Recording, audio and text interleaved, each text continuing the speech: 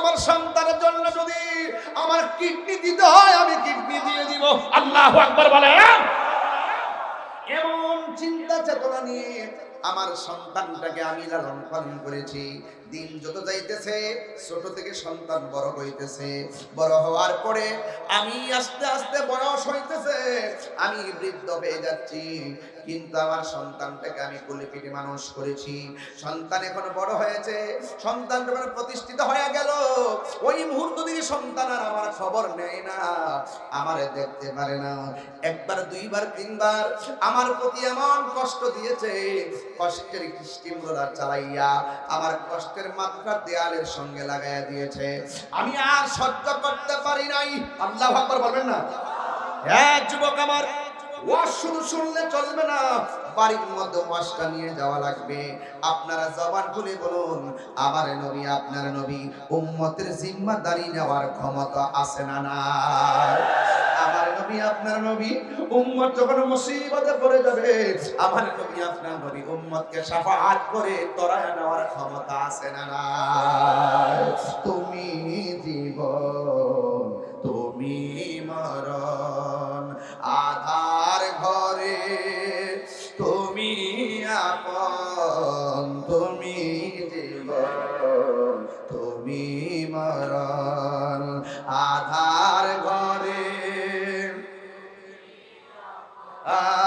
তুমি মোদের পাহাড়ের তরি, তুমি মোদের সাউন্ডটা তুলে দেন। তুমি নিদান কোরআনে ওয়ালা ইয়া রাসূলুল্লাহ ইয়া হাবিবাল্লাহ ইয়া রাসূলুল্লাহ ইয়া হাবিবাল্লাহ ইয়া রাসূলুল্লাহ, তুমি মোদের আশার আলো, তাই তো তোমায় বাসি ভালো, তুমি মোদের আশার আলো, তাই তো তোমায় আর হৃদয় নামের ফুলদানিতে হৃদয় গেতে রেখেছি প্রেমের মালা, ইয়া রাসূলুল্লাহ ইয়া হাবিবাল্লাহ ইয়া রাসূলুল্লাহ ইয়া হাবিবাল্লাহ ইয়া রাসূলুল্লাহ। জোরে জোরে কি আল্লাহু আকবার বলা যাবে না? আল্লাহর হাবিব বলে, মা ও মা গো আপনি হাসেন, অথচ আমি নবী দেখতেছি সন্তানে জাহান্নামের বিছানায় গড়াইতেছে, এমন ভাবে কান্নার আওয়াজ করতেছে, ডানে আওয়াজ যাচ্ছে বামে আওয়াজ যাচ্ছে, মাশরিক থেকে মাগরিব সীমান্ত থেকে জুনুব, মানুষ এবং জিন ছাড়া সব প্রাণীগুলো তার কান্নার আওয়াজে অস্থির হয়ে গেছে। আপনি হাসলেন কেন? মহিলাটা ডাক দিয়া কই, নবী গো আমার পোলা আমারে কষ্ট দিতে এমন জ্বালান জ্বালাইছে, হাসতে হাসতে কষ্ট দেয়, অবহেলা করতে করতে আমার কষ্টের মাত্রা দেয়ালের সঙ্গে পিঠ টেকাই দিছে, আমি আর সহ্য করতে পারি নাই। আমি দুইটা হাত আল্লাহর কাছে বাড়ায় বলছি, আল্লাহ এই সন্তানের কষ্ট আমি আর সহ্য করতে পারি না, ও আল্লাহ তুমি সন্তানটারে তুমি আমার সন্তানটাকে শাস্তি দিও।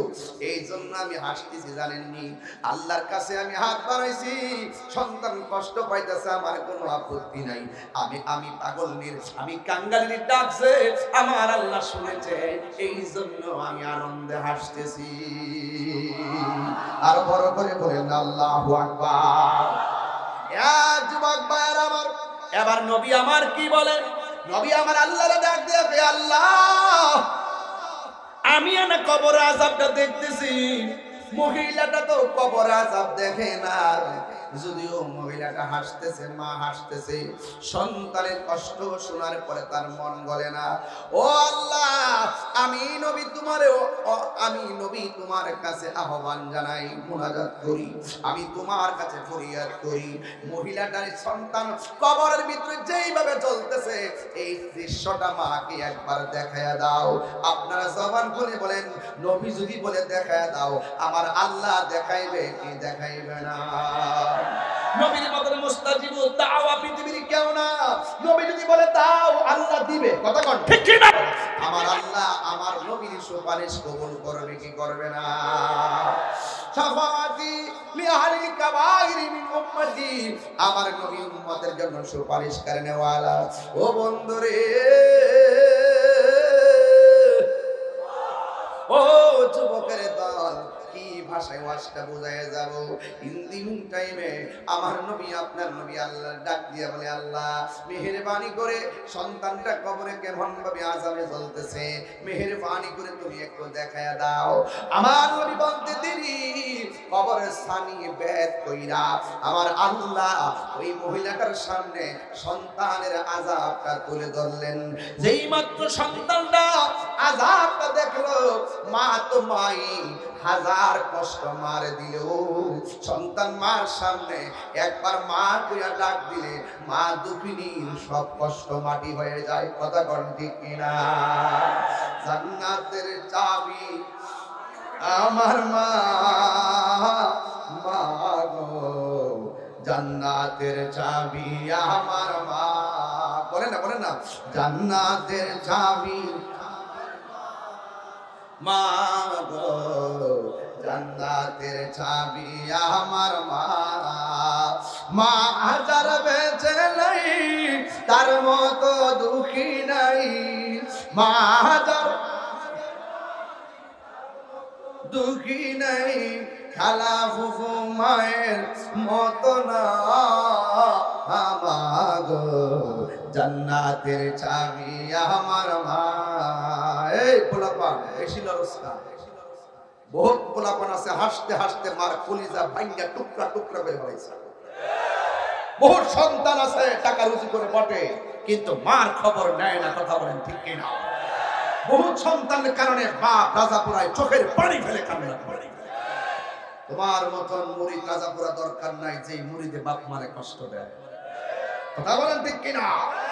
আজকে ওয়াদা করতে হবে, অন্তত পক্ষে কবর আযাবের চিন্তা আর মা বাবার মনে কষ্ট দিলে কি হবে, আমি তার স্বরূপ উন্মোচন করতেছি। এখানে ম্যাক্সিমাম যুবক এসেছেন। যুবক, তোমার টাকার দরকার, মার কদমে হাত লাগাই দাও, দেখবা রিজিকের মালিক আল্লাহ তোমাকে সহজ করে দিয়েছে। আমরা তো জায়গা চিনি না, জায়গা চিনি না। এবার মা কি কই শুনেন, আযাব দেখার পরে আবার মার উত্তরটা কি শুনেন।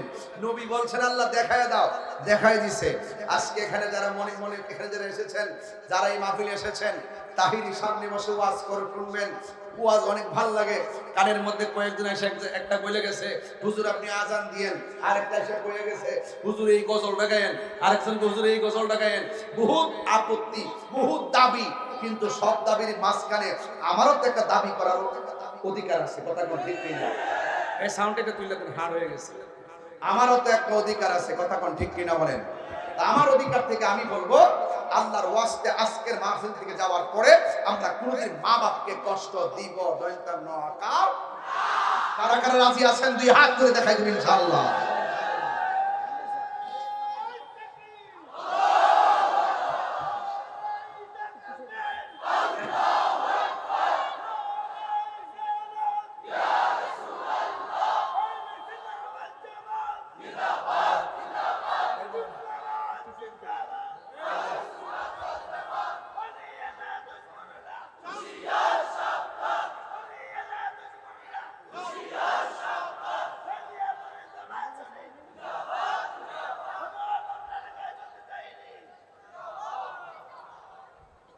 এখন আমার কথা কি সবাই রাগ করতেছেন? যে বিশ্বাস করব যে মা বাবার খেদমত, এখন ঠিক আছে, এখন বাবা আর মিউজিক তেমনি মিউজিক, এটা তো স্পেশাল। এই যে বিশ্বাস হুজুর বলবে মা বাবার খেদমত লাগতো না, আমরা দুইজন তরিকতের কাজ করি, আমাদের পিসা হুজুর এখানে বসা আছেন। পিসা বলবে যে পিসা বলবে মা বাপের খেদমত লাগতো না, এই পিসাবরে আমরা মানি না। এটা রাজাপুরার শিক্ষা, কথা বলেন ঠিক কিনা? আরো জোরে বলেন ঠিক কিনা? আপনারা সবাই মা বাপের খেদমত করবেন তো ইনশাআল্লাহ? করবেন তো ইনশাআল্লাহ? এই জন্য আমি বলেছি, ঠিক আছে।